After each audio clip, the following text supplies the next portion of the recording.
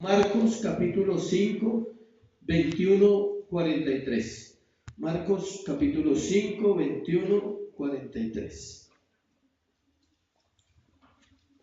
¿Cuánto ya lo tienen? Lo bueno de ir predicando la Biblia en la secuencia es que usted puede sentarse y ya sabe de qué se va a hablar. Entonces, la siguiente reunión vamos a hablar de Marcos 6, para cuando usted llegue, pues ya sabe a dónde tiene que ir a la Biblia. Marcos 5, 21, 43. Dice así la palabra de Dios. Pasando otra vez Jesús en una barca a la otra orilla, se reunió alrededor de él una gran multitud, y él estaba junto al mar. Y vino uno de los principales de la sinagoga llamado Jairo, y luego que le vio, se postró a sus pies y le rogaba mucho diciendo: mi hija está agonizando, ven y pon las manos sobre ella para que sea salva y vivirá. Fue pues con él y le seguía una gran multitud y le apretaba. Pero una mujer que desde hacía 12 años padecía de flujo de sangre y había sufrido mucho de muchos médicos y gastado todo lo que tenía y nada había aprovechado, antes le iba peor, cuando oyó hablar de Jesús, vino por detrás entre la multitud y tocó su manto, porque decía: si tocare tan solamente el manto, su manto, seré salva. Y enseguida la fuente de su sangre se secó y sintió en el cuerpo que estaba sana de aquel azote. Luego Jesús, conociendo en sí mismo el poder que había salido de él, volviéndose a la multitud, dijo: ¿quién ha tocado mis vestidos? Sus discípulos le dijeron: ¿ves que la multitud te aprieta y dices: ¿quién me ha tocado? Pero él miraba alrededor para ver quién había hecho esto. Entonces la mujer, temiendo y temblando, sabiendo lo que en ella había sido hecho, vino y se postró delante de él y le dijo toda la verdad. Y él le dijo: hija, tu fe te ha hecho salva, ve en paz y queda sana de tu azote. Mientras él aún hablaba, vinieron a casa del principal de la sinagoga diciendo: tu hija ha muerto, ¿para qué molestas más al maestro? Pero Jesús, luego que oyó lo que se decía, dijo al principal de la sinagoga: no temas, cree solamente. Y no permitió que le siguiese nadie sino Pedro, Jacobo y Juan, hermano de Jacobo. Y vino a casa del principal de la sinagoga y vio el alboroto y a los que lloraban y lamentaban mucho. Y entrando les dijo: ¿por qué alborotáis y lloráis? La niña no está muerta, sino duerme. Y se burlaban de él. Mas él, echando fuera a todos, tomó el padre y la madre de la niña y a los que estaban con él, y entró donde estaba la niña. Y tomando la mano de la niña,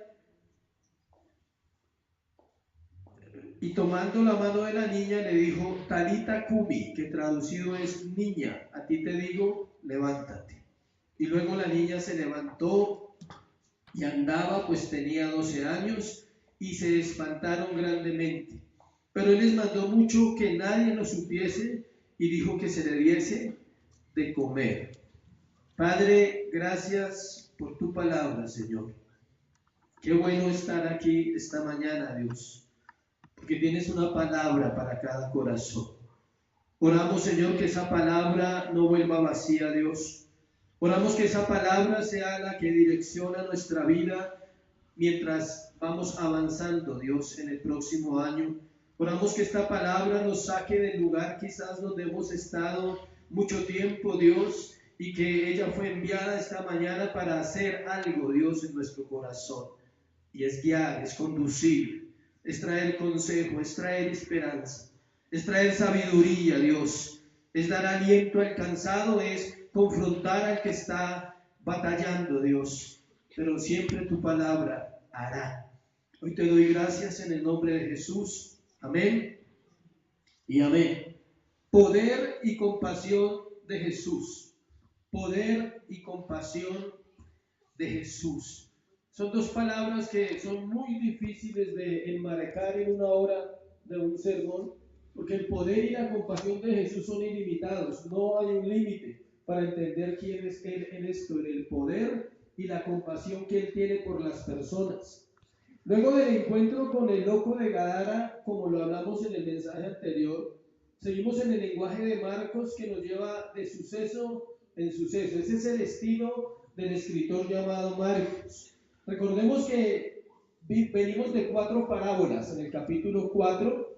Luego vimos 2 historias, la historia de la tormenta en la barca y el poder de Jesús sobre los demonios en Gadara.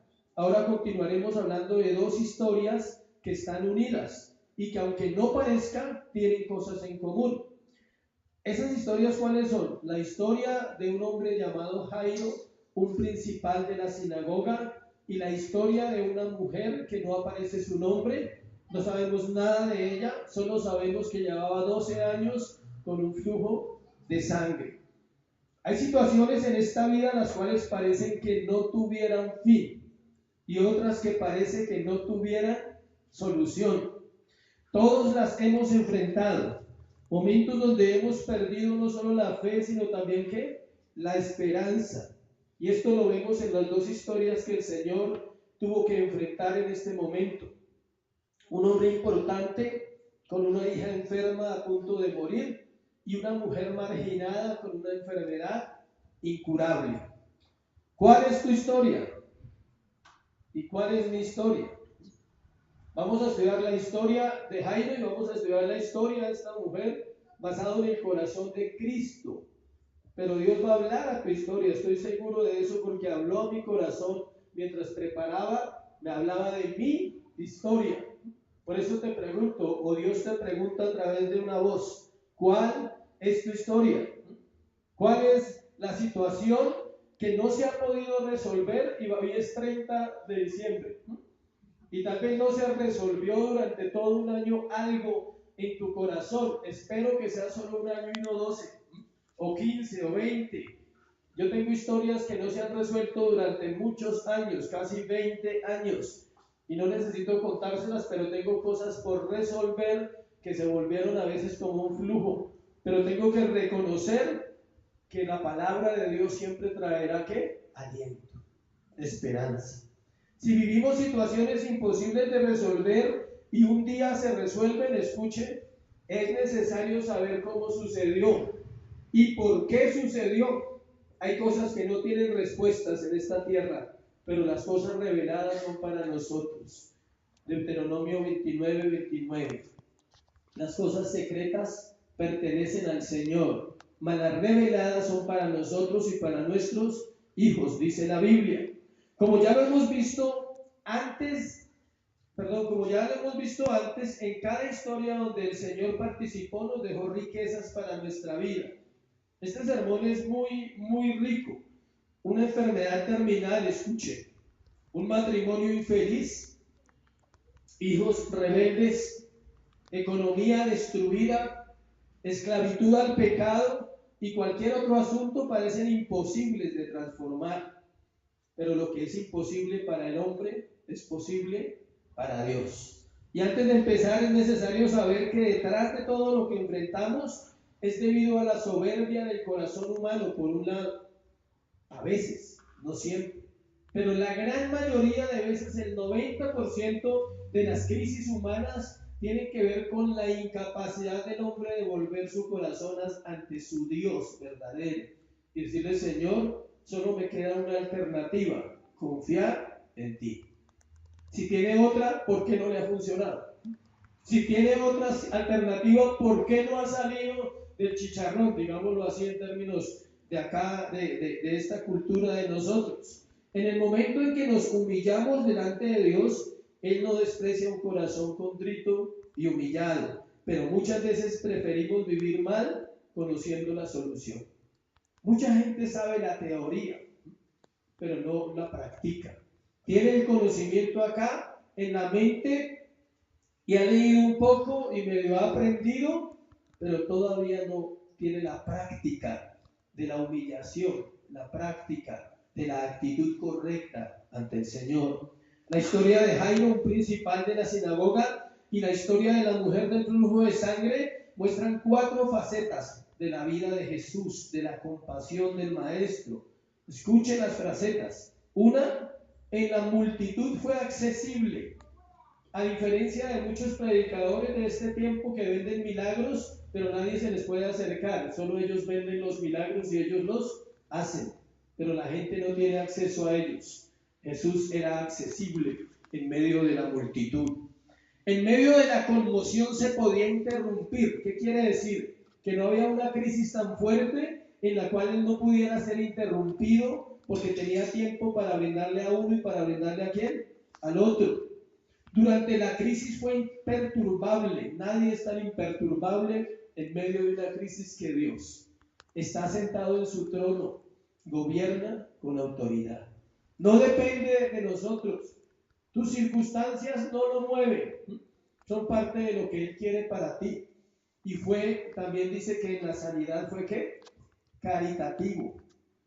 Quiero leerle antes una frasecita que tengo por aquí, en una hojita.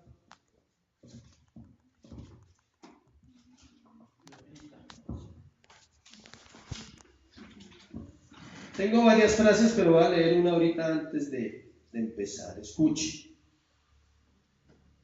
Tipos de sufrimiento. Vamos a hablar de dos historias en las cuales dos personas sufrieron. Pero quiero decirle los tipos de sufrimiento. Hay muchos, pero quiero nombrarle 3 tipos de sufrimientos que pueden haber pasado en su vida o en la mía, o que pueden pasar y que tienen un propósito. Hay un tipo de sufrimiento para disciplinar y corregir patrones de la vida pecaminosa. Ese es un tipo de sufrimiento que cualquier creyente puede enfrentar. Lo enfrentó Jonás. Jonás fue disciplinado y corregido por Dios por su conducta rebelde, por no obedecer. Él es un prototipo de eso. Pero hay otro tipo de sufrimiento. No para corregir pecados ni para corregir errores, sino para prevenir errores del futuro. Esa fue la vida de José. José fue enviado a un pozo, 13 años de proceso, y él no cometió pecados, no lo estaban disciplinando por su conducta. Era para prevenir la destrucción de un pueblo, para preservarlo durante 400 y pico de años. Y otro tipo de sufrimiento conducen a las personas a amar más a Dios con fervor al descubrir la libertad que Él ofrece por medio de las pruebas y de todo lo que vivimos. En cualquiera de los 3, Dios te va a encargar de tu vida. ¿Amén? ¿Cuántos dicen amén? Amén. Bueno. Yo no sé cuál, pero estoy seguro que Dios va a utilizar cualquier medio para llevarnos a ser más como Él. ¿Listo? Vamos entonces a la historia. Primer punto, en la multitud Jesús fue ¿qué? Accesible, versículo 21 al versículo 24.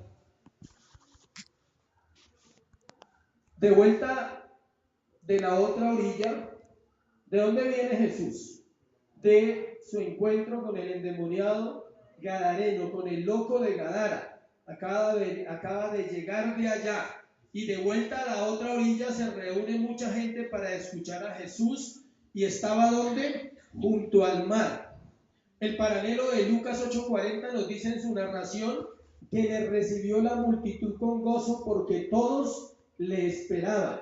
Acababa de bajarse de la barca y continuó su ministerio. Él estuvo aquí donde vamos a estar hoy. Y se había ido a encontrarse con el gadareno y entonces vuelve 10 kilómetros allá y se devuelve para este lado otra vez a la orilla del mar a seguir su trabajo ministerial. Toda la gente estaba a la expectativa. Por eso Lucas nos dice que todos le esperaban. Y le esperaban con gozo, con alegría. O sea, viene la oportunidad. Viene aquel en el cual podemos encontrar lo único que puede solucionar quizás la enfermedad que tenían, la parálisis, un hijo muerto, cualquier cosa que ellos estuvieran viviendo. Ellos simplemente decían, esta es la oportunidad que nosotros estábamos esperando. Versículo 21 dice, pasando otra vez Jesús en la barca a la otra orilla, se reunió alrededor de él una gran multitud y estaban junto al mar. Versículo 22. Y vino uno de los principales de la sinagoga llamado Jairo, y luego que le vio, se postró a sus pies. Entra en escena la primera historia, un hombre llamado ¿qué? Jairo. ¿Y cómo se llama? En la multitud Jesús fue ¿qué? Accesible. Hay mucha gente, miles quizás, miles de personas alrededor de Jesús escuchando sus enseñanzas. Y este hombre aparece en la escena. El hombre llamado Jairo era un principal ¿de dónde? De la sinagoga. En la sinagoga había hombres importantes, entre 3 a 7 hombres importantes. ¿Por qué importantes? Enseñaban, se encargaban del mantenimiento del lugar donde se hacía la reunión y eran parte de sostener económicamente lo que esto necesitara allí. Eran como una congregación pequeña y él era un hombre importante en ese lugar. Era adinerado, con una posición notable en su pueblo, o sea, él era importante. Su actitud llama la atención, porque en medio de la multitud abordó a Jesús. Allí había muchos enfermos, muchas personas enfermas quizás, esperando un milagro. Pero él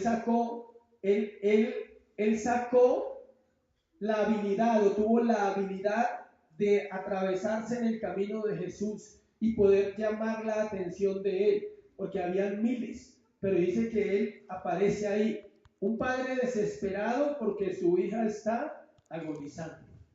Tenía un buen motivo, ¿sí o no? ¿Qué haces si tu hijo va a morir? Y si tu hija va a morir, lo que sea. Pero estos versos nos dejan ver claramente el corazón de Jairo y su afán por captar la atención de Jesús.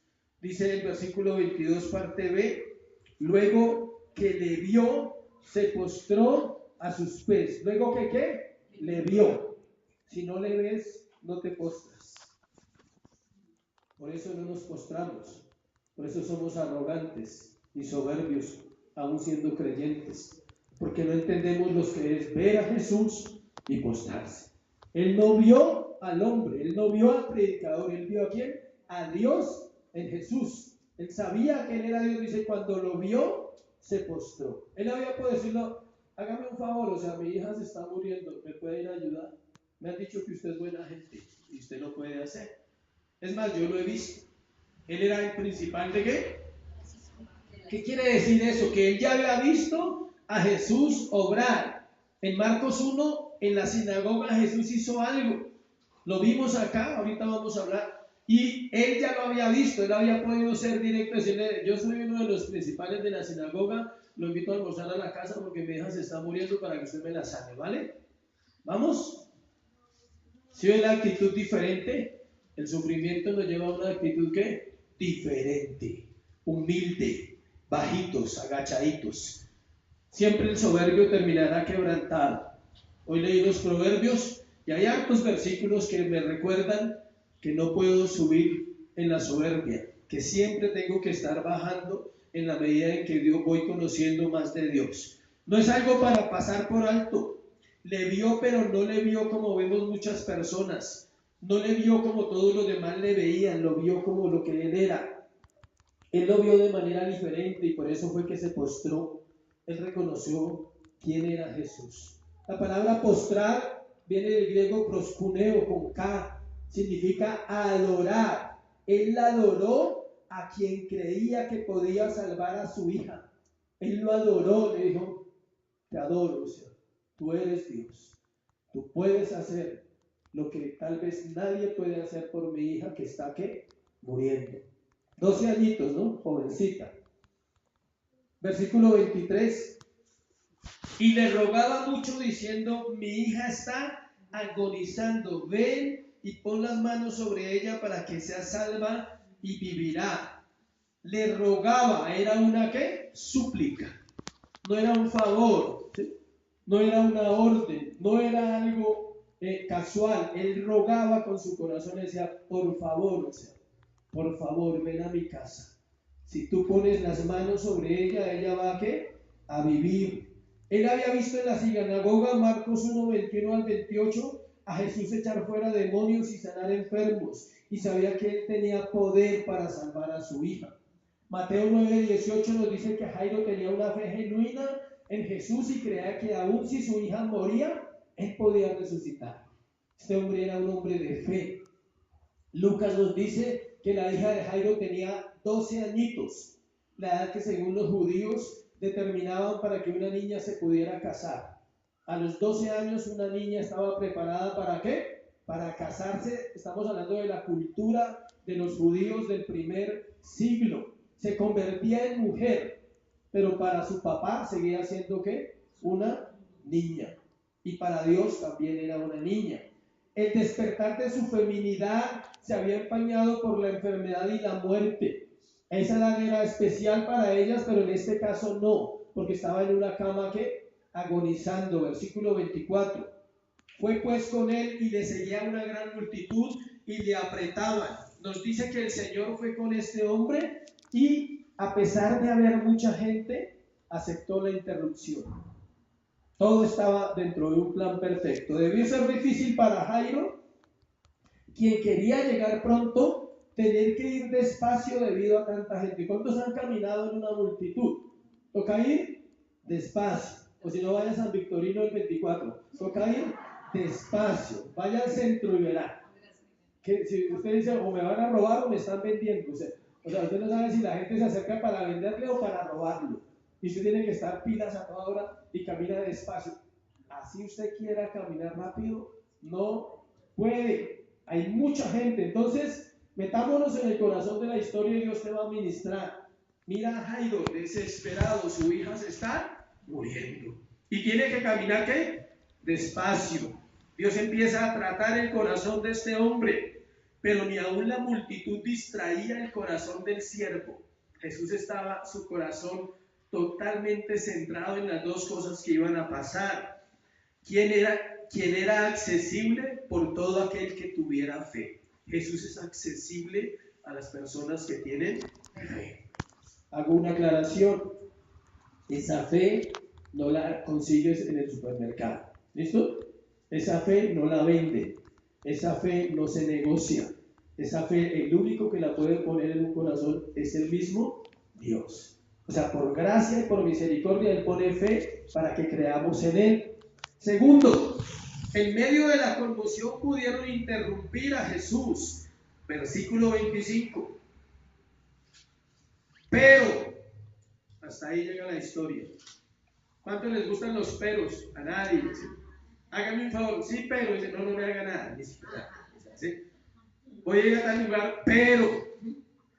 El pero anula, dicen por ahí. Cada vez que encuentre un pero en la Biblia se debería detenerse horas a estudiar. Pero una mujer que desde hacía 12 años padecía de flujo de sangre y había sufrido mucho de muchos médicos y gastado todo lo que tenía y nada había aprovechado, antes le iba ¿a qué? Peor. Encontramos una palabra clave en cualquier momento de la vida y en cualquier historia bíblica. Pero. Alguien dijo que siempre que encuentres un pero, detente y estudia. Y eso fue lo que pasó en ese momento donde Jairo está sufriendo porque su hija se va a morir. Vamos a combinar las historias.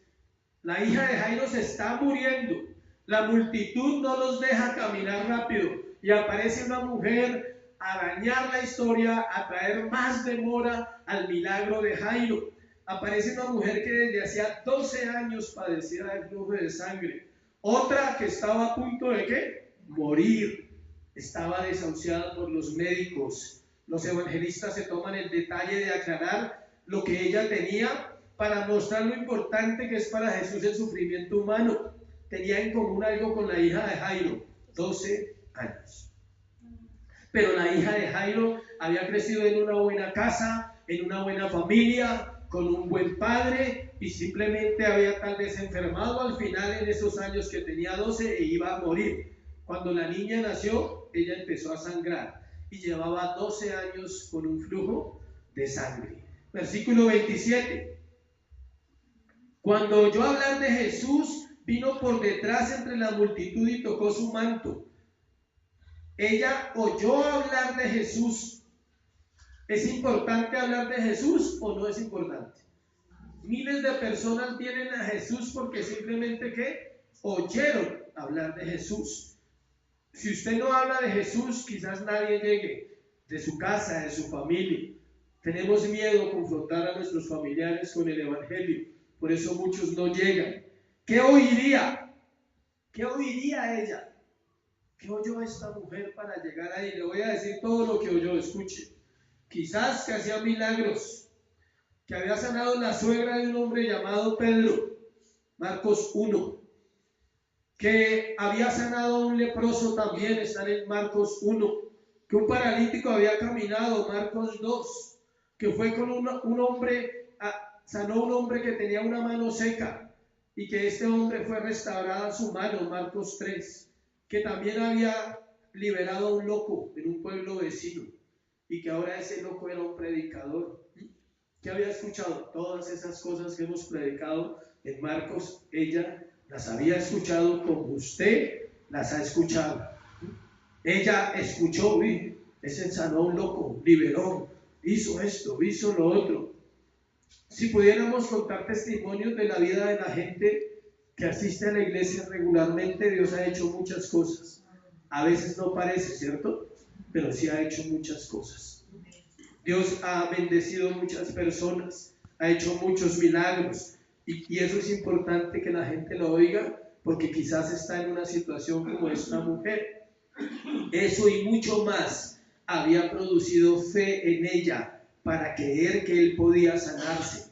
Es más, versículo 28, porque decía, si tocare tan solamente su manto, seré salva. Su fe era tan fuerte que solo quería tocar el borde del manto de Jesús.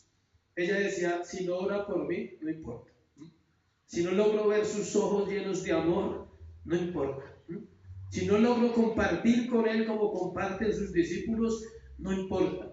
Yo solo quiero tocar el borde de su manto. Había muchas cosas en Israel relacionadas a la religión y al misticismo. Ellos en el manto usaban 4 borlas, los rabinos, los judíos. Usaban 4 borlas, 4 bolitas. Y eso, algunos tenían el misticismo o la creencia de que si tocaban eso, algo iba a pasar. Ella pues era de la cultura del pueblo y ella a su vez también creía lo mismo. Pero escuche, aclaramos que el poder no estaba en el manto ni en la borla. El poder estaba ¿dónde? En la persona, en la santidad de Dios, en la misericordia de Dios. El que sana es Jesús, no solo la fe.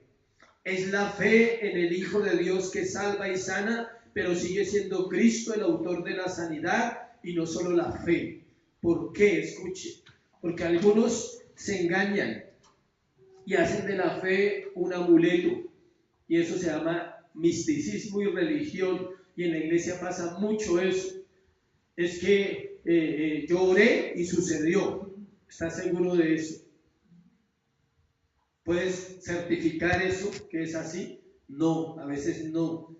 Hay cosas que ya están establecidas por Dios para que pasen. Así los hombres oren o no oren, van a pasar. La fe como un amuleto es igual al ocultismo. La fe es un don de Dios, la fe verdadera. ¿Y viene de quién? De Dios para el hombre. Pero la fe sin Cristo no sirve. ¿Sí? La gente dice, no, es que supiera la fe que yo tengo, o sea, ¿sí? O sea, es que usted no se imagina la fe que hay en mí, o sea, y esa fe sin Cristo no sirve. La fe verdadera, la fe cristiana, la fe de la Biblia es una fe para salvación, para no ir al infierno. Creo que es más buena que cualquier otra, ¿sí o no? Si tú tienes fe para hacer plata, haz plata, ¿sí? Y ya, es diferente. No es la fe de la Biblia, esa no es la fe que nos vendieron, esa no es la fe que la Biblia enseña. La fe que la Biblia enseña es una fe ¿para qué? Para salvación. Y en los dos sucesos que vamos a ver hoy lo muestra la Biblia. Ahorita lo vamos a mirar. No es mi fe, es la misericordia, la compasión y el amor de Jesús que puso esa fe en mi corazón. ¿Sí ve? No es tu fe, aunque funciona. Espero que me esté explicando. Solo quiero darle el lugar al dueño de la fe que se llama Dios, no al hombre. Porque muchos se creen de mucha fe, pero ni siquiera saben qué es la verdadera fe. Creen que porque todas las cosas les han salido bien, tienen mucha fe. Dios te está preparando para algo, no te preocupes. Ella no solo tenía el flujo, también era una marginada, escuche. Al igual que un leproso, era inmunda. No podía participar de las reuniones o celebraciones en el templo. Llevaba 12 años sin asistir a una reunión. Es como el que se aparta y viene dentro de 12 años. Igual. ¿Sí? No podía venir. 12 años, ¿por qué? Porque la ley decía que toda mujer que tuviera sangre o cuando tenía el periodo tenía que apartarse 7 días del templo. Todo lo que tocara era ¿qué? Inmundo. Si ella se sentaba en una silla, quedaba la silla inmunda y el que se sentara ahí quedaba ¿qué? Inmundo. 12 años con un flujo de sangre. Nadie se acercaba a ella. Vamos entendiendo la condición de esta mujer marginada social. Haga de cuenta que es estar en una cama, también 12 años, donde muchos te van a abandonar, donde algunos van por un tiempo y luego ya no vuelven. Es igual que un preso que tiene una condena larga. Los primeros años recibe visitas, luego nadie va a ir, por más que lo amen y por más que haya sido el objeto de adoración de una familia, tarde o temprano se van a cansar. El dinero no va a alcanzar y él va a quedar solo en su prisión durante 12 años. La enfermedad es igual.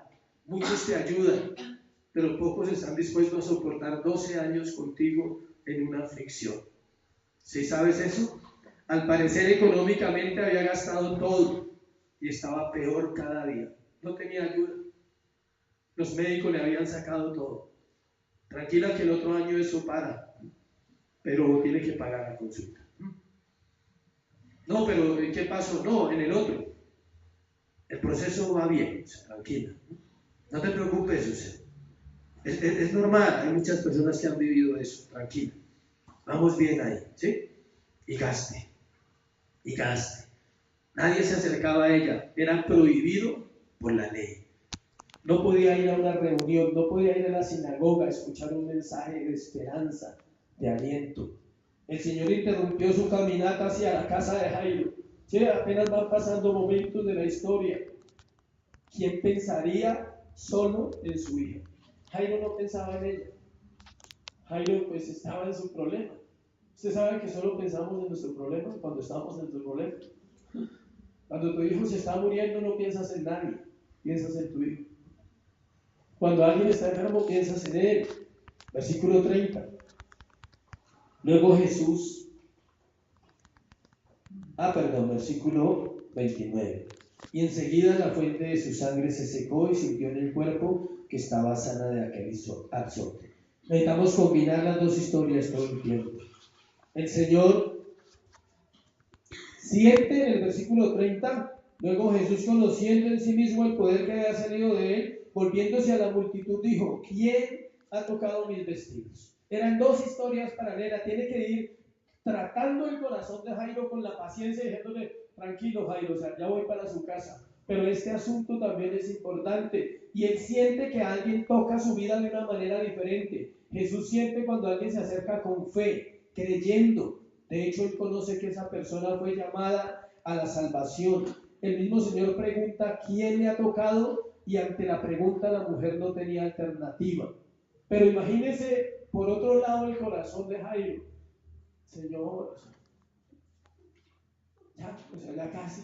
Así como cuando usted tiene una urgencia y dice: pero no pasa el carro, ahí sí no pasa ninguno, o sea, si nadie me recoge, nadie me entiende, nadie es capaz de llamar a preguntar qué pasó. Jairo estaba desesperado quizás, pero Jesús tenía el control de las dos situaciones. Versículo 31. Sus discípulos le dijeron: ¿ves que la multitud te aprieta y dices: ¿quién me ha tocado? Sus discípulos, entre ellos el famosísimo Pedro, que lo narran en otro evangelio, vieron normal que cualquiera tocase al maestro debido a la multitud.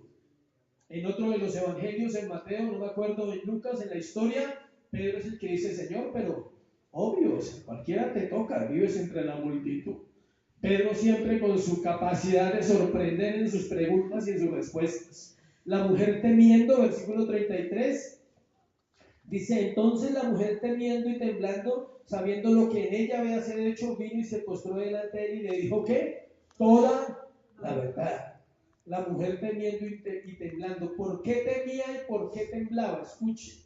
Porque pensaba que iba a ser reprochada por el Señor, porque su condición de marginada social no le permitía acercarse a nadie, y el solo hecho de estar en esa multitud la podían haber matado o la podían haber cogido y la habían podido separar de ese grupo. Por eso tenía tanto miedo, pero también tenía miedo porque ella sabía quién era Dios. Es el mismo miedo que experimentaron todos los que recibieron algo de Jesús. En los de la barca, cuando calmó la tormenta, los discípulos temieron. Ella diría que la forma no fue correcta, tal vez. Ella dirá, no, me van a decir que por qué me acerqué así. Pero era su fe. Eso era lo importante, no el ritual. Era su fe. ¿Cómo creen que se acercó esta mujer a Jesús? ¿Tienen alguna idea? Agachada, por debajo de la multitud, solo buscando los pies del maestro para tocar, ¿qué? Su manto. Tenía miedo de morir y sabía, eso fue lo que ella dijo, tenía miedo de morir y sabía que solo tú me podías salvar. Y aunque era imposible acercarme a ti, en mi corazón tenía la certeza que si solo tocaba tu manto, sería sana y sería salva. Ella declaró toda la verdad. ¿Saben qué hace declarar la verdad? Trae libertad. Por eso no somos libres, porque ni siquiera somos capaces de decirle la verdad ¿a quién? A Dios. No a los hombres. Primero ¿a quién? A Dios. Versículo 34. Y él le dijo, hija, tu fe te ha hecho salva. Ve en paz y queda sana de tu azote. La respuesta del Señor fue inmediata. Su fe le había salvado y le había sanado. Note el orden. Hija, tu fe te ha hecho ¿qué? Salva. La gente quiere sanidad sin salvación. Y Dios no ofrece nada que sea más importante que ¿qué? La salvación. Puedes morir enfermo e ir al cielo. Amén. No hay nada más que decir. Puedes morir sano e ir al infierno. Yo escojo la primera. Él dijo, hija, tu fe te ha hecho salva, ve en paz y queda sana de tu azote. La respuesta del Señor habla de la salvación y aparte de eso le regala algo de ñapa. Dios regala su paz, le dice shalom, o sea, ve en paz. Solo pensar en ese momento produce fe, ¿cierto? Palabras llenas de amor, hija. ¿Sí ve cómo se refiere a ella? Era una mujer marginada, socialmente separada. En ese momento, cuando él le dice hija, le está diciendo, ya, eres salva. Juan 1:12. A todos los que creen en su nombre, a los que la recibieron, les dio la potestad de ser hechos hijos de Dios. Cuando él se refiere a ella como hija, le está dando toda la garantía de que ya la salvó, que ella va a estar con él para siempre. Él puede interrumpir nuestra vida para amarnos.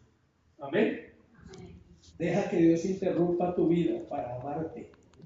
No huyas más del amor de Dios. Tal vez este año huiste del amor de Dios, o lo conociste a medias, o simplemente no te has podido acercar a Él como Él quiere que te acerques. Pero no huyas más del amor de Dios. Tercero, durante la crisis fue imperturbable. Conectamos la otra historia. Versículo 35. Mientras él aún hablaba, vinieron de casa del principal de la sinagoga diciendo, tu hija ha muerto. ¿Para qué molestas más al maestro? Volvemos a la historia de Jairo. No sabemos cuánto tiempo duró la escena. ¿15 minutos o 20? No lo sabemos. Sabemos que fue un tiempo de angustia en el corazón de ese papá. Tuvo que ser difícil para él. Dios trabajándole su paciencia, trabajándole su fe, trabajándole su amor. Pero el Señor no podía dejar a esta mujer como estaba. Él determinó salvarla y sanarla. El Señor no había dejado la historia de Jairo. Él conocía la necesidad de ese hombre. Dios tiene para cada uno lo que necesitamos en el tiempo que lo necesitamos. No podemos intervenir en su tiempo porque no es igual al de nosotros. Tranquilo, como Lázaro, como cuando las hermanas, pero no te molestan, no te preocupas que él se haya muerto. No hay problema. ¿Cuál es el problema? Están ante la vida y la muerte, puedo resucitarlo, ¿no? Ellas estaban angustiadas también. Cuando le dieron la noticia, Lázaro ha muerto, dice que se quedó 2 días más. Imagínense el desespero, la murmuración de Marta y María. Parecía que nos amaba, parecía, pero no aparece. ¿Será Dios? ¿Él será Dios? ¿Y por qué no toma en cuenta que Lázaro era su amigo y viene pronto? Y así pensamos de Dios. Cuando ya son 10 años o 12 años, tu fe puede estar en crisis. Ya no piensas igual que el primer día. Dios va a obrar en esta situación. 12 años podrás decir lo mismo. Dios, tú vas a obrar en esta situación. ¿Tendrás la misma fe a los 15 años, a los 20 años, como Abraham, que tenía 75 y su hijo nace a los 100? Y tal vez a los 98 diría: Señor, yo solo sé que tú me dijiste que de mí nacería una gran nación. Y yo sé que es así. No le dijo cuándo. Eso es lo bueno de Dios, que Él no dice cuándo. Él dice y Él hace. No podemos intervenir en su tiempo, entienda eso. No trate de torcerle el brazo a Dios así pensando que Él va a hacer algo en lo cual usted lo logró solito. No, si nos ponemos en el lugar de Jairo, debió ser difícil que vinieran a decirle que su hija había muerto. Lo primero que pudo haber pensado: o sea, esta mujer se atraviesa en el momento cuando van hacia mi casa a sanar a mi hija y a resucitarla, y ahora vienen y me dicen que mi hija ha muerto. Dice: y ella sí se fue sana. Él pudo haber pensado eso. Debió de haberle echado la culpa a la demora, y no fue fácil enfrentar ese momento. Pero Jesús sabía la crisis que había en el corazón de Jairo. Hay momentos donde no sabemos qué hacer porque en realidad no hay nada que hacer. ¿Sí le ha pasado esos momentos o solo a mí? Momentos donde no hay nada que hacer porque no hay nada que hacer, no puedes hacer nada. Versículo 35. Mientras él aún hablaba, vinieron de la casa y le dicen: tu hija ha muerto, ¿para qué molestas más al maestro? La persona que vino a avisar no era de fe. Siempre mandan a alguien que no sea de fe. Tal vez no tenía mala intención, solo lo mandaron y él estaba obedeciendo y estaba diciendo la realidad de las cosas. Me mandaron a decirle que su hija se murió, que déjese más tranquilo. Y listo. ¿Qué vamos a hacer? Nada. Eso pasa muy a menudo. Nadie puede ayudar donde no hay nada que hacer. Una cosa es cuando tienes un problema chiquito y una cosa es un problema de un día, de una semana. Pero hay problemas que nunca se vuelven a tocar en nuestra vida porque llevan muchos años ahí. Es más, la gente ya dice: pues ella aprendió a vivir así, pues que se lo aguante. ¿Sí? Ya le hemos dicho: pero si quiere que el marido sea infiel y se lo aguanta, aguántese. Lleva años así, pues aguántese. Aprendió a vivir así. Y uno cree que la gente se acostumbra. Versículo 36. Pero Jesús, luego que oyó lo que se decía, dijo al principal de la sinagoga: no temas, cree solamente.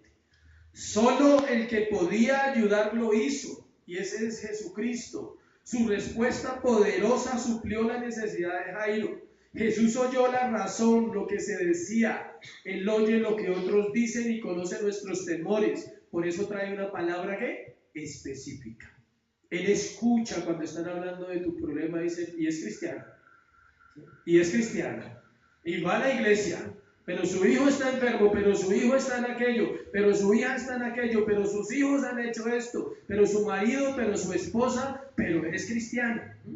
Dios escucha y tiene la palabra en el momento específico para decirle: no temas, cree solamente. Hay tanto para hablar aquí, pero basta con saber que es Él el que nos dice: no temamos. Nuestra crisis no perturba su corazón compasivo.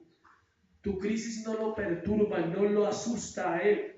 Tu crisis no lo saca de su poder y de su gloria. Tu crisis es parte de lo que Él quiere que vivamos para mostrar su poder y su amor hacia nosotros. Versículo 37. No permitió que le siguiese nadie, sino Pedro, Jacobo y Juan, hermano de Jacobo. El Señor toma control de la situación. En ese momento Él se apersona. Él dice: vamos. Se separa de la multitud, habla con autoridad, toma control del asunto, le da lugar a Jairo, va con sus discípulos de confianza. Rodéense de personas espirituales. No compartan con personas del mundo, a excepción de para salvación. Siempre matan la fe. ¿Sí conoce personas que matan la fe?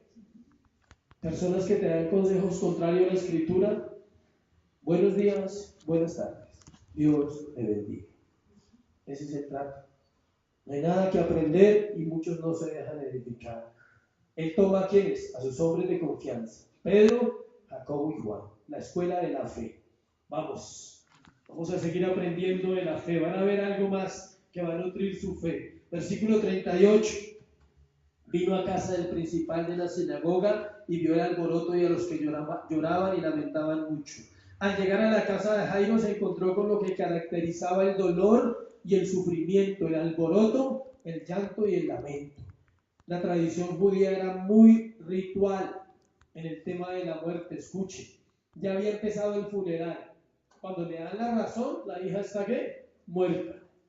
¿Cuánto se demoraría? Muy poco tiempo en llegar a la casa, pero ellos eran muy ritualistas. Ya el funeral estaba en camino. El retraso había hecho que mientras allí se retrasaba Jesús con la escena de la mujer, allá estaban todos ya chillando y en el momento del luto. Dice, la mujer del flujo de sangre, la escena de ese momento dio lugar a que la joven muriera.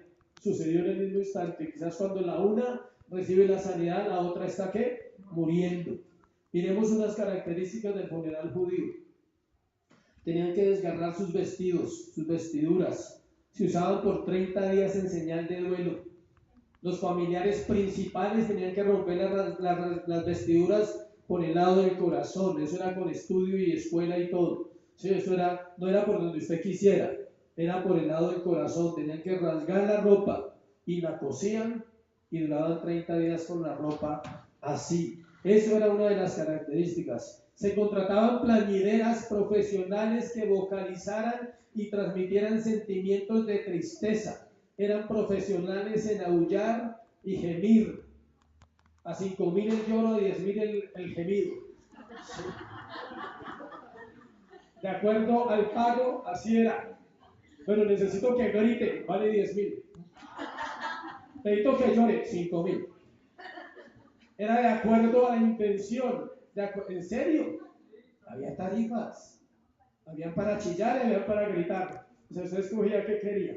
Era un drama total. O sea, morirse en Israel era un drama. O sea, era un drama total para ellos. La muerte era algo terrible. Se contrataban músicos, sobre todo flautistas. Imagínense la música que tocaban. Música triste. Sonidos que generaban dolor y sufrimiento. Y Jesús llega allá en medio de esa cena, vino a casa del principal de la sinagoga, vio el alboroto, a los que lloraban y lamentaban mucho. Imagínense entrar a un lugar así, de grito, de llanto, se murió, porque se murió, yo la amaba, esto, lo otro, y grite y chille. Y entrando les dijo, ¿por qué alborotáis y lloráis? La niña no está muerta, sino duerme. Otra vez viene su autoridad, viene su postura, como el Dios que es, y se burlaban de él, mas él echando fuera a todos, tomó al padre y a la madre de la niña y a los que estaban con él y entró donde estaba la niña. Vemos su autoridad y control sobre el momento. Solo Dios podía hablar así. Nadie se atrevería a llegar a un funeral a interrumpirlo de esa manera. Nadie le gusta que le interrumpan su muerto. Saben que es un momento serio. Cuando alguien se muere, usted no tolera que vengan a hablar mal del muerto. Nadie tolera eso. Y menos que vengan aquí a imponerme normas en mi casa, a decir cómo yo tengo que hacer el velorio y cómo tengo que hacer todo. Pero acuérdense quién estaba hablando. Dios en persona estaba ahí. Sin duda las plañideras callaron. Los flautistas dejaron de tocar. Su declaración interrumpió el momento. La niña no está muerta, sino duerme. Fue lo mismo que hizo en Juan 11:11, cuando le dijo a los discípulos, nuestro amigo Lázaro duerme, mas voy para despertarle. Su enseñanza para los discípulos es igual para los creyentes. Para el Señor la muerte de los salvos es un tiempo de dormir, no más. ¿Sí sabía que los muertos resucitarán? Todos, unos para condenación, otros para salvación. Y para Jesús la muerte de sus santos es como un sueño. Dice, duerman, pronto vendré y les resucitaré. Para ellos no, para ellos era dolor, miseria. Versículo 40. Se burlaban. Esto demuestra que sí estaba muerta. No era una broma. Sí se había muerto. ¿Por qué? Porque ellos no creían que ella pudiese vivir. Por eso se burlaban, decían, viene aquí a callar a todo el mundo. ¿Sí? Igual ahora nos toca seguir chillando. ¿Sí? Claro, o sea, callémonos un rato, pero eso es puro cuento. O sea, ese quién es. ¿Sí? Pero dice el versículo que leí, el 40, se burlaban de él más en qué, echando fuera a todos. Dios solo echaba fuera a los demonios y los que estorbaban. Siempre los ha echado fuera. Echó fuera a toda esta gente.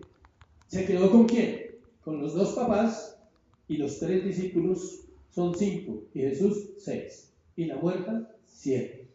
Pero él los echó fuera y tomó cariñosamente a los padres de testigos y a sus discípulos, y entró en el cuarto donde estaba la niña.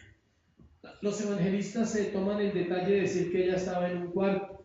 ¿Por qué? Porque este hombre tenía dinero. Las casas no tenían cuartos en esa época, eran muy pequeñas. Si usted tenía una casa con cuartos era porque tenía plata. Entonces dice que ella estaba en un cuarto. Cuarto punto, a propósito. En la sanidad Jesús fue caritativo, versículo 41 al 43. Tomando la mano de la niña le dijo, Talita cumi, que traducido es, niña, a ti te digo, levántate. Ya había mostrado su bondad de varias maneras a Jairo, escuche. Le concedió que lo interrumpiera en la multitud, ahí le mostró la bondad. Luego le consoló cuando le dieron la noticia de la muerte de su hija, diciéndole, no temas, cree solamente. Luego se hizo cargo de la situación en la casa, en el alboroto, lo calmó. Y por último le va a mostrar más compasión y misericordia a este hombre, resucitándole su hija. Fácilmente pudo sanarla desde lejos. Él no necesitaba ir hasta la casa, era un acto de ¿qué? De amor. Jesús no necesitaba morir en la cruz, ¿sí sabían?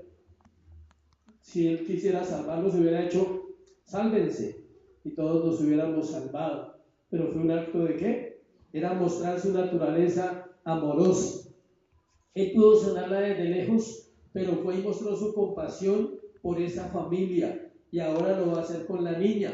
La toma y le dice Talita Kumi, que es un idioma arameo que se traduce en niña y significa corderita pequeña. Es una expresión de ternura, de amor. Era solo algo que podía hacer Jesús, amarla. ¿Significa qué? Cordera pequeñita, niña. Era solo ternura lo que Dios vio en esa niña. En ese momento donde el poder de resurrección de Cristo se evidenció y venció la muerte, dice Lucas 8:55 en la misma historia, que su espíritu volvió.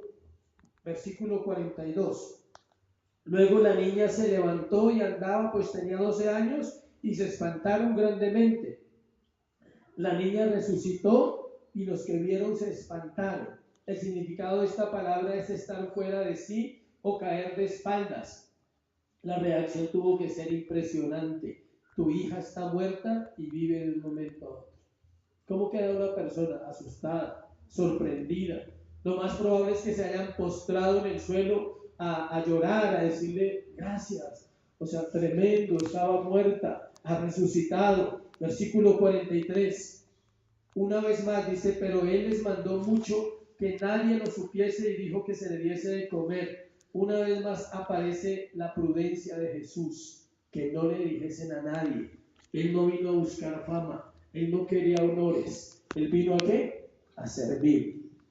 Su compasión por nosotros es la misma. Estábamos muertos y ya nos resucitó una vez. Y si morimos, lo volverá a hacer. Su amor no tiene límites. Ahora surge la pregunta para cerrar. ¿Cuál es tu historia? Ya miramos la historia de la niña resucitada y de la mujer con el flujo de sangre. Ahora yo pregunto, ¿cuál es tu historia? Porque Dios conoce la mía perfectamente.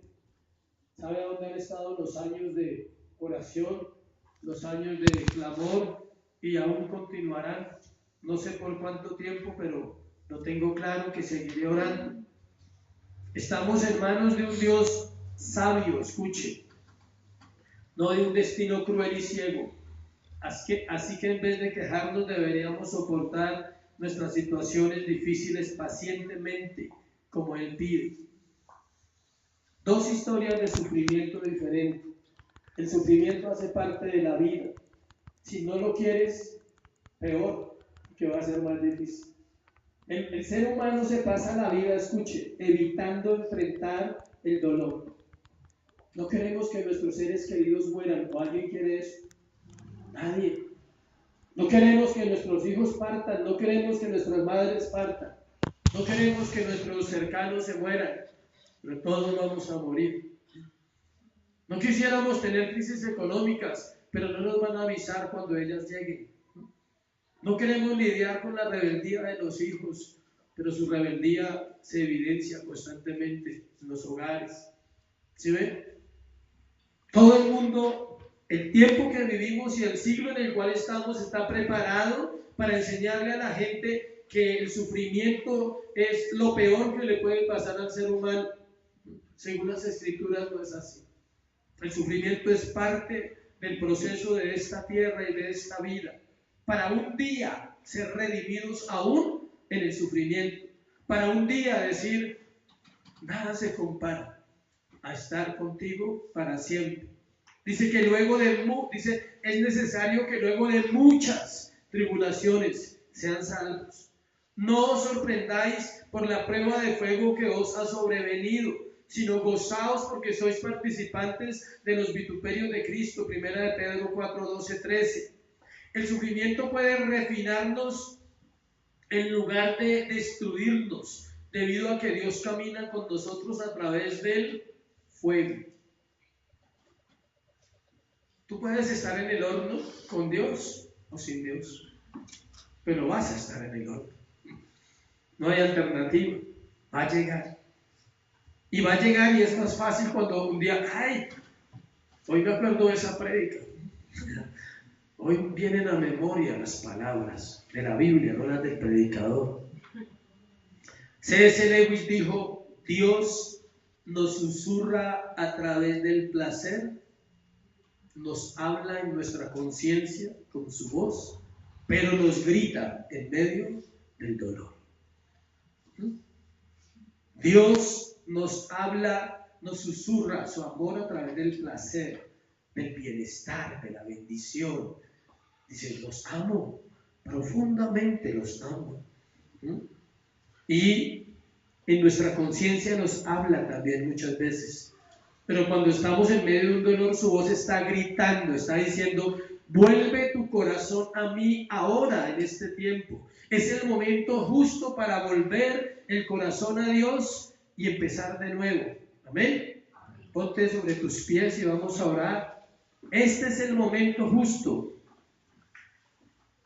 Terminamos un año y para muchos puede que hoy sea la palabra que necesitaba para decir, termina el flujo o resucita algo en mi vida, pero vendrán muchas otras palabras. Lo importante es que tu corazón pueda comprender que esta historia es la misma historia de nosotros.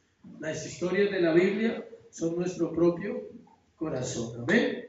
Cierra tus ojos y levanta tus brazos al cielo en señal de adoración.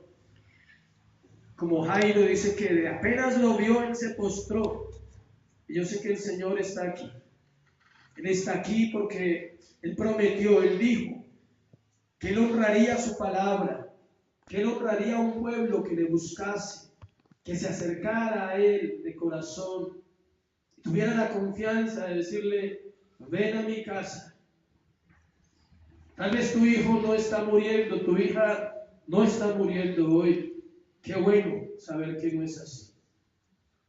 Pero algo seguro es que hay situaciones en nuestro corazón por las cuales podemos venir al Maestro, verlo y postrarnos. Es postrar el corazón. Muchos piensan que postrarse son las rodillas, pero no solamente es la rodilla. Es el corazón humilde que le dice, ven a mi casa, Jesús. Ven. Hay una necesidad allí, Señor. Hay una necesidad que nadie ha podido resolver en mi corazón. Hay una necesidad que algunos supieron, pero fue hace tanto tiempo y ya nadie le interesa mi vida. Hay una necesidad en mí. Pero en ese caminar el Señor fue interrumpido, acuérdate, por la mujer del flujo de sangre. Y eso hace que el tiempo se demore más. Es ahí donde nuestro corazón desespera y desmaya y piensas y dudas. Y tu fe es puesta a prueba. Y sé que muchos han dudado en Dios, de Dios. Han dudado que Él pueda obrar en esa situación que tienes ahí en tu corazón en este momento. Pero no importa lo que sea. Él tiene tiempo para todos. Él sabe lo que hace. Tal vez has visto que en otro se resuelve y en ti no. Esa es la mujer del flujo de sangre, que necesitaba, mientras Jairo necesitaba también. Pero no es motivo de desesperanza. Él toma el control, él dice, yo tengo el control de lo uno y tengo el control de lo otro, y puedes confiar. Y la palabra que el Señor le da a Jairo dice, no temas, cree solamente. No temas, iglesia. No temas avanzar en el año que viene. No temas entregar tu vida a Jesús. No temas tener un compromiso verdadero con aquel que murió en la cruz por nosotros. No temas levantarte a orar. No temas perseverar en la oración. No temas la crítica, la lucha, la fuerza que esto demanda. No temas, iglesia. Avanza.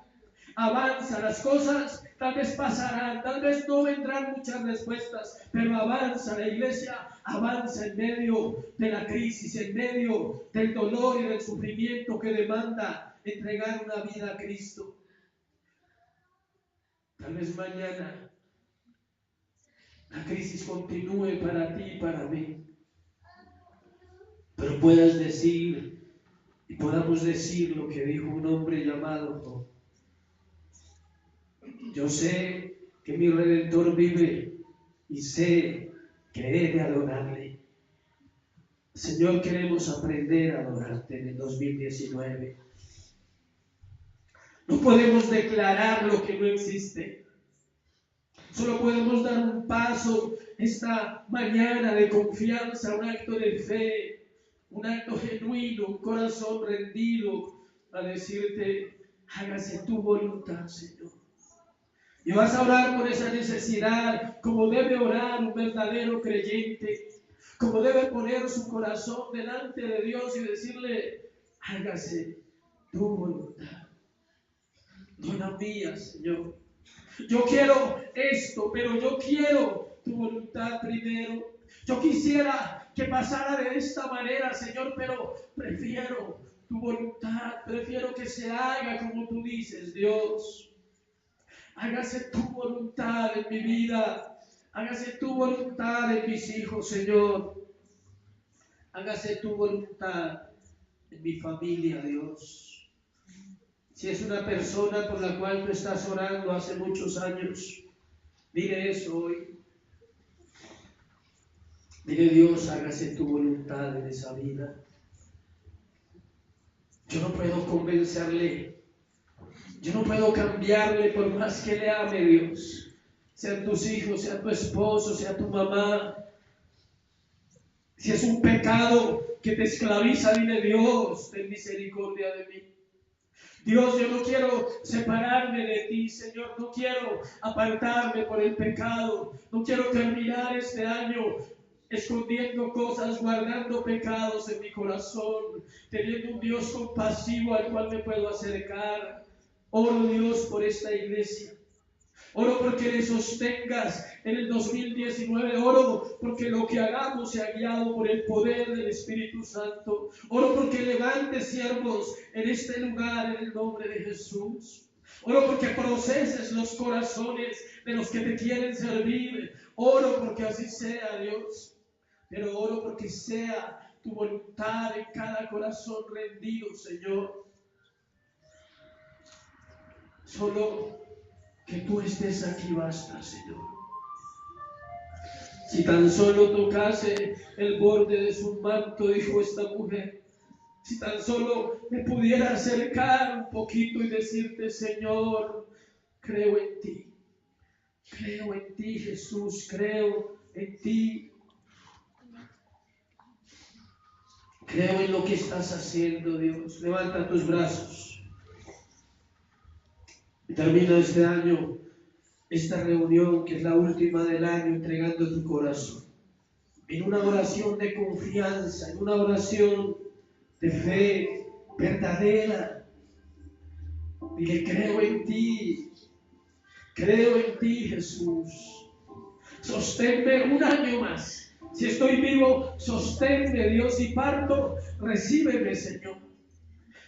No te dé miedo orar con firmeza, con determinación en un Dios real que no está jugando con nosotros, que ha tomado en serio esta iglesia, que ha tomado en serio tu vida, mi vida, las ha tomado en serio. Por eso dice, si vivo un año, Dios, déjame vivir para ti, para adorarte. Creo en ti, Jesús, lo que has hecho en mi vida, lo que has hecho en esta iglesia, lo que has hecho en cada familia que se congrega. Creemos en ti, Jesús. Adórale, cántaselo a Él, díselo. Levanta tus brazos, iglesia.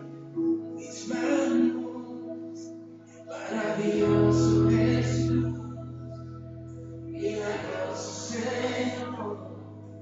Solo vienes verdad de tu presencia y haces unir tu poder a los que estamos aquí. Adoramos, creemos en ti, lo harás, Señor, lo harás, porque lo prometiste, Dios. Nos enseñarás, nos guiarás en este tiempo, Dios. Quiero levantarte, quiero adorarte, maravilloso Jesús, maravilloso, milagroso Señor. Tú eres hermoso, mi Jesús. Tienes que lugar, llena las vidas de ti, de tu fe, de tu presencia. Y bendícenos a los que estamos aquí. Bendícenos con conocerte. Creo en ti, lo que harás en nosotros.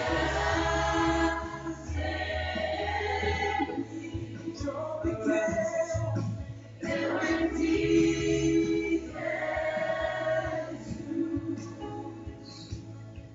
en lo que harás en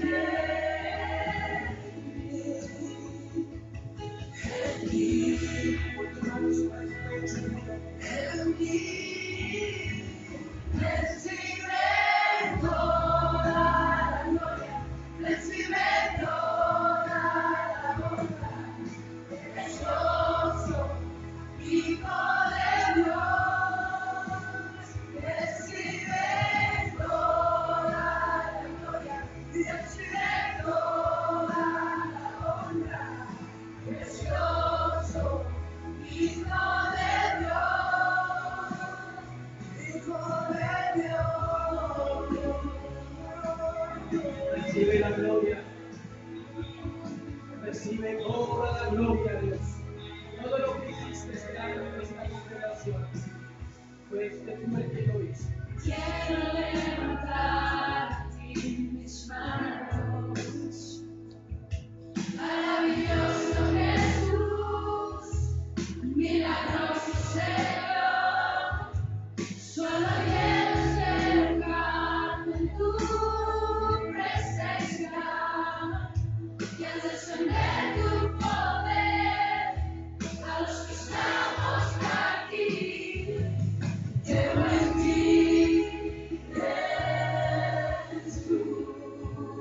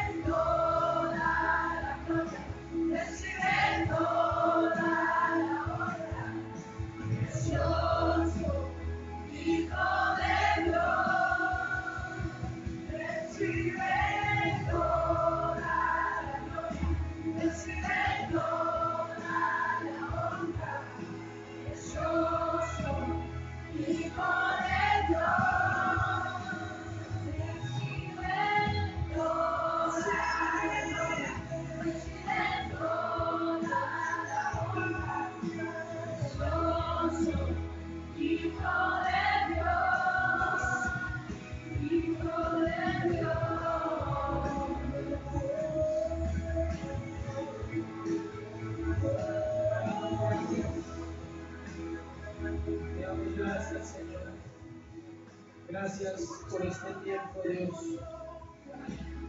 Gracias por este 2019 que termina, Señor. 18, gracias por el 2019 que empieza. Bendecimos tu nombre, Señor. Enséñanos a permanecer y que todo sea para ti, Dios. Te damos gracias por lo que estás haciendo.